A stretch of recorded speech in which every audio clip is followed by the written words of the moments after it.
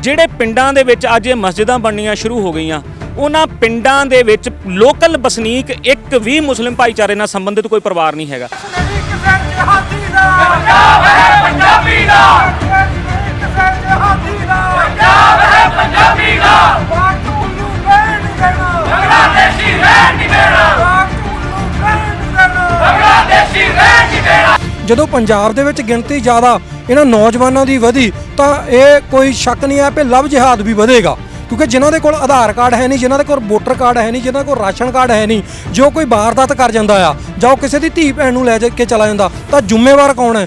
ਇਨਕਲਾਬ ਜ਼ਿੰਦਾਬਾਦ, ਇਨਕਲਾਬ ਜ਼ਿੰਦਾਬਾਦ, ਗੁਰਦਾਸ ਦੀ ਤੇਰੀ ਸੋਚ ਤੇ ਪੈਰਾਂ ਦੇਾਂਗੇ ਠੋਕ ਕੇ। ਜਿਸ ਦਿਨ ਇਸ ਚੀਜ਼ ਦੇ ਦੁਸ਼ਪ੍ਰਭਾਵ ਨਿਕਲਣੇ ਸ਼ੁਰੂ ਹੋਏ, ਕਿਉਂਕਿ ਭਾਰਤ ਦੀਆਂ ਬਹੁਤ ਸਾਰੀਆਂ ਸਟੇਟਸ, ਬਹੁਤ ਸਾਰੇ ਰਾਜ ਇਹਨਾਂ ਚੀਜ਼ਾਂ ਦੇ ਦੁਸ਼ਪ੍ਰਭਾਵ ਭੁਗਤਦੇ ਪਏ ਆ। ਬੰਗਾਲ ਵਰਗੀ ਸਟੇਟ ਜਿੱਥੇ ਇੱਕ ਦਿਨ ਹਿੰਦੂ ਮੈਜੋਰਟੀ ਹੁੰਦੀ ਸੀ, ਬੰਗਲਾਦੇਸ਼ੀ ਘੁਸਪੈਠ ਉੱਥੇ ਇੰਨੀ ਕੁ ਜ਼ਿਆਦਾ ਹੋ ਗਈ ਕਿ ਅੱਜ ਤੁਸੀਂ ਦੇਖੋ ਕਿ ਉਹਨਾਂ ਲੋਕਾਂ ਦਾ ਜਿਹੜਾ ਬੰਗਾਲੀ ਭਾਈਚਾਰੇ ਦਾ ਜਿਹੜਾ ਮੇਨ ਤਿਉਹਾਰ ਹੁੰਦਾ ਸੀ ਦੁਰਗਾ ਪੂਜਾ ਦਾ, ਅੱਜ ਦੁਰਗਾ ਪੂਜਾ ਦੇ ਪ੍ਰੋਗਰਾਮਾਂ ਤੇ ਰੋਕ ਤੱਕ ਲੱਗ ਜਾਂਦੀ ਹੈ, ਮੰਦਰਾਂ ਦੇ ਲਾਊਡ ਸਪੀਕਰਾਂ ਤੱਕ ਤੇ ਰੋਕ ਲੱਗ ਜਾਂਦੀ ਹੈ।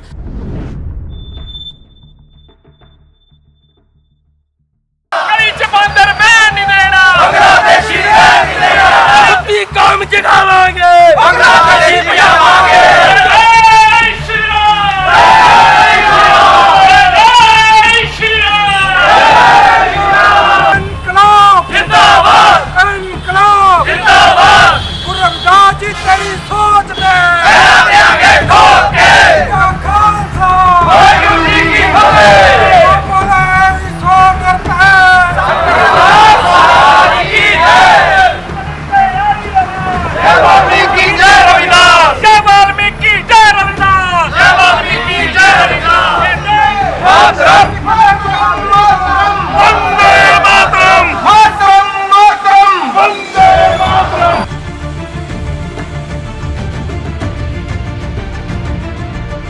हिंदी जागृति हैडलाइन देख रहे सारे दर्शकों का स्वागत है। मैं नवीन कुमार। अज असी मौजूद हाँ शहर गढ़शंकर दे विच, जिथे कि बहुत सारिया हिंदू, एसी समाज और सिख समुदाय के नाल संबंधित भाईचारे ने एक डिप्टी कमिश्नर साहब ने एक मंग पत्र दिता है, जिहदे विच उन्होंने बहुत सारिया मंगां रखियां ने कि बहुत सारे गढ़शंकर के नाल लगते बेल्ट के बहुत सारे पिंड ने जिहदे विच खाली पई जगह के उपर बाहर तो आए हुए मुसलमान वर्ग के लोग उहदे उत्ते कब्जा कर रहे हैं और पिंडां दे विच अपनी गिनती वधा रहे हैं। उन्होंने लैके अज असीं गल करांगे भगवान वाल्मीकि शक्ति सेना के पंजाब प्रधान एडवोकेट अजय जी ना, जो सानू इस मसले के बारे जाणू करांगे। एडवोकेट साहब तुहाडा बहुत बहुत स्वागत है। धन्यवाद जी। जो बोले सो निरपै, भगवान वाल्मीकि महाराज की जय। गुरु वाल्मीकि शक्ति अमर है, सतगुरु रविदास शक्ति अमर है। मैं एडवोकेट अजय कुमार, पंजाब प्रधान भगवान वाल्मीकि शक्ति सेना। अज का जो ये रोष मार्च और मंग पत्र उस रोष मार्च तो बाद दिता गया आ गढ़शंकर के SDM साहिब नूं, ਇਹਦਾ ਵਿਸ਼ਾ ਇਹ ਹੈ ਜੀ ਕਿ ਦੇਖੋ ਗੜਸ਼ੰਕਰ ਦੇ ਹਲਕੇ ਦੇ ਆਲੇ ਦੁਆਲੇ ਪਿੰਡਾਂ ਦੇ ਵਿੱਚ ਬਹੁਤ ਸਾਰੇ ਪਿੰਡਾਂ ਦੇ ਵਿੱਚ ਇੱਕ ਸਮੱਸਿਆ ਖੜੀ ਹੋਈ ਆ। ਉਹ ਇਹ ਆ ਕਿ ਪਿੰਡਾਂ ਦੇ ਅੰਦਰ ਜਿਹੜੀਆਂ ਕੁਝ ਖਾਲੀ ਸ਼ਾਮਲਾਤ ਥਾਵਾਂ ਪਈਆਂ ਆ ਜਾਂ ਪੁਰਾਣੀਆਂ ਕੋਈ ਆਜ਼ਾਦੀ ਤੋਂ ਵੇਲੇ ਦੀਆਂ ਪਹਿਲੀਆਂ ਜਿਹੜੀਆਂ ਬਣੀਆਂ ਹੋਈਆਂ, ਜਿਹੜੀਆਂ ਖੰਡਰ ਬਣ ਚੁੱਕੀਆਂ, ਜਿਹੜੀਆਂ ਇਮਾਰਤਾਂ ਮਸਜਿਦਾਂ ਜਿਹੜੀਆਂ ਪੁਰਾਣੀਆਂ ਹੈਗੀਆਂ, ਉਹਨਾਂ ਬਿਲਡਿੰਗਾਂ ਦੇ ਵਿੱਚ ਆ ਕੇ ਉਹਨਾਂ ਥਾਵਾਂ ਦੇ ਉੱਤੇ ਆ ਕੇ ਜਿਹੜੇ ਕੋਈ रोहिंग्यन और ਜਿਹੜੇ ਬੰਗਲਾਦੇਸ਼ੀ ਮੁਸਲਮਾਨ ਆ ਉਹ ਲਿਆ ਕੇ ਉੱਥੇ ਬਸਾਉਣ ਦੀ ਕੋਸ਼ਿਸ਼ ਕੀਤੀ ਜਾ ਰਹੀ ਹੈ ਔਰ ਉਹ ਲੋਕ ਆ ਰਹੇ ਆ ਉੱਥੇ ਆ ਕੇ ਕੰਮ ਕਰਕੇ ਉੱਥੇ ਆ ਕੇ ਨਜਾਇਜ਼ ਜਿਹੜੇ ਉੱਥੇ ਉਹਨਾਂ ਥਾਵਾਂ ਤੇ ਕਬਜ਼ੇ ਕਰਦੇ ਪਏ ਆ। ਜਦ ਕਿ ਜਿਹੜੇ ਪਿੰਡਾਂ ਦੇ ਵਿੱਚ ਅੱਜ ਇਹ ਮਸਜਿਦਾਂ ਬਣਨੀਆਂ ਸ਼ੁਰੂ ਹੋ ਗਈਆਂ, ਉਹਨਾਂ ਪਿੰਡਾਂ ਦੇ ਵਿੱਚ ਲੋਕਲ ਵਸਨੀਕ ਇੱਕ ਵੀ ਮੁਸਲਿਮ ਭਾਈਚਾਰੇ ਨਾਲ ਸੰਬੰਧਿਤ ਕੋਈ ਪਰਿਵਾਰ ਨਹੀਂ ਹੈਗਾ। ਸੋ ਇਸ ਕਰਕੇ ਅਸੀਂ ਤੁਹਾਨੂੰ ਖਾਸ ਤੌਰ ਤੇ ਸਾਰੇ ਪ੍ਰਸ਼ਾਸਨ ਨੂੰ, ਤੁਹਾਡੇ ਰਾਹੀਂ ਸਾਰੇ ਮੀਡੀਆ ਨੂੰ, ਸਭ ਨੂੰ ਇਹ ਦੱਸਣਾ ਚਾਹੁੰਦੇ ਆ ਕਿ ਸਾਡਾ ਇਹ ਰੋਸ਼ ਮਾਰਚ ਕਿਸੇ ਵੀ ਧਰਮ ਵਿਸ਼ੇਸ਼ ਦੇ ਖਿਲਾਫ ਨਹੀਂ ਹੈਗਾ ਜਾਂ ਮੁਸਲਮਾਨ ਧਰਮ ਦੇ ਖਿਲਾਫ ਨਹੀਂ ਹੈਗਾ, ਉਹਨਾਂ ਲੋਕਾਂ ਦੇ ਖਿਲਾਫ ਨਹੀਂ ਹੈਗਾ।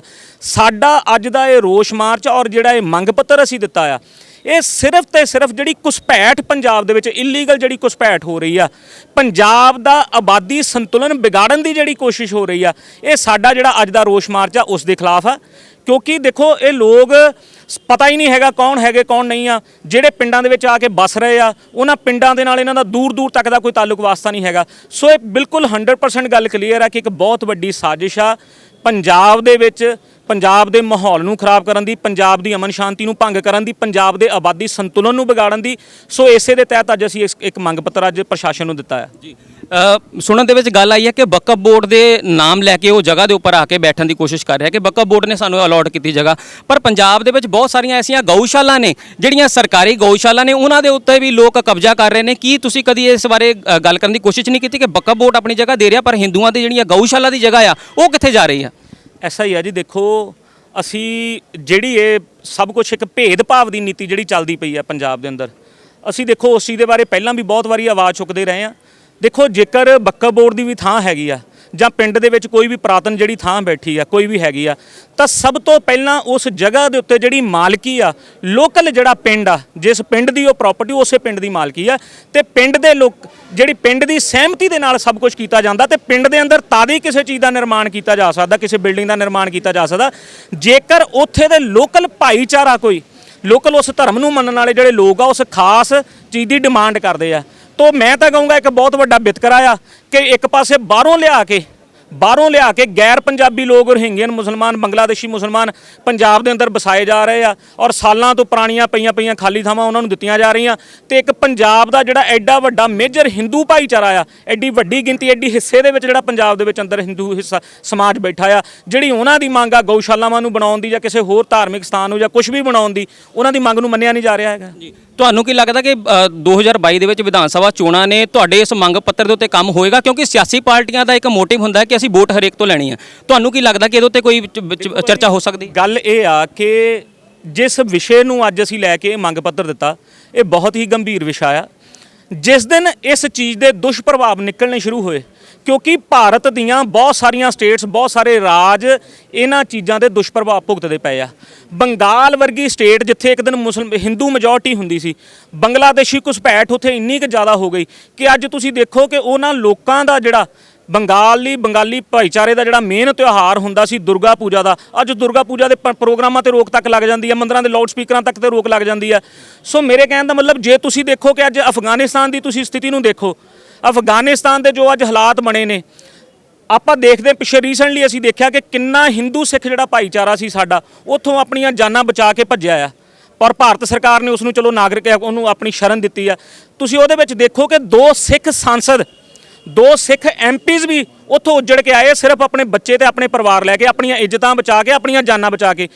ਤੁਸੀਂ ਦੇਖੋ ਕਿ ਇੱਕ ਸਾਂਸਦ, ਉਹਦੀ ਪ੍ਰਾਪਰਟੀ ਕਿੰਨੀ ਹੋਏਗੀ, ਕਿੰਨੀ ਉਹਦਾ ਧਨ ਦੌਲਤ ਉਹਨੇ ਜੋੜੀ ਹੋਏਗੀ, ਕਿੰਨੀ ਧਨ ਸੰਪਦਾ ਉਹਨੇ ਇਕੱਠੀ ਕੀਤੀ ਹੋਏਗੀ, ਪਰ ਜਿਸ ਦਿਨ ਇਹ ਹਾਲਾਤ ਵਿਗੜੇ ਆ, ਅੱਜ ਉਹਨਾਂ ਲੋਕਾਂ ਨੂੰ ਆਪਣਾ ਸਭ ਕੁਝ ਭੁੱਲ ਕੇ ਉੱਥੇ ਛੱਡ ਕੇ ਆਪਣੀ ਜਾਨ ਬਚਾਉਣ ਦੇ ਲਈ ਭੱਜਣਾ ਪਿਆ। ਸੋ ਇਸ ਕਰਕੇ ਅਸੀਂ ਜਿਸ ਮੁੱਦੇ ਦੇ ਕਰਕੇ ਮੰਗ ਪੱਤਰ ਦਿੱਤਾ, ਇਹ ਬਹੁਤ ਹੀ ਗੰਭੀਰ ਵਿਸ਼ਾ ਆ।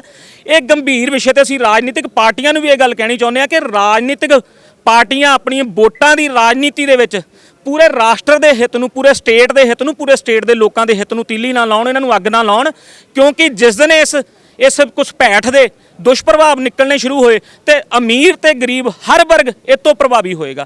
ਕਿਉਂਕਿ ਜੇ ਹਾਲਾਤ ਜਿਸ ਦਿਨ ਮੰਨ ਲਓ ਤੁਸੀਂ ਇਹਨਾਂ ਦੀ ਗਿਣਤੀ ਹੋ ਗਈ, ਵੱਧ ਗਈ, ਹੁੰਦਾ ਹੀ ਅਕਸਰ ਕੀ ਆ, ਤੁਸੀਂ ਹੁਣ ਬੰਗਾਲ 'ਚ ਦੇਖੋ ਕਿ ਇਲੈਕਸ਼ਨ ਤੋਂ ਬਾਅਦ ਲੱਖਾਂ ਜਿਹੜਾ ਲੋਕਲ ਬੰਗਾਲੀ ਸਮਾਜ ਸੀਗਾ, ਬੰਗਾਲੀ ਹਿੰਦੂ ਸੀ, ਉਹਨਾਂ ਨੂੰ ਆਪਣੇ ਘਰ ਛੱਡ ਕੇ ਭੱਜਣਾ ਪਿਆ। ਕੋਈ ਅਸਾਮ 'ਚ ਵੜ ਗਿਆ, ਕੋਈ ਕਿੱਧਰ ਵੜ ਗਿਆ, ਕੋਈ ਕਿੱਧਰ ਚਲਾ ਗਿਆ।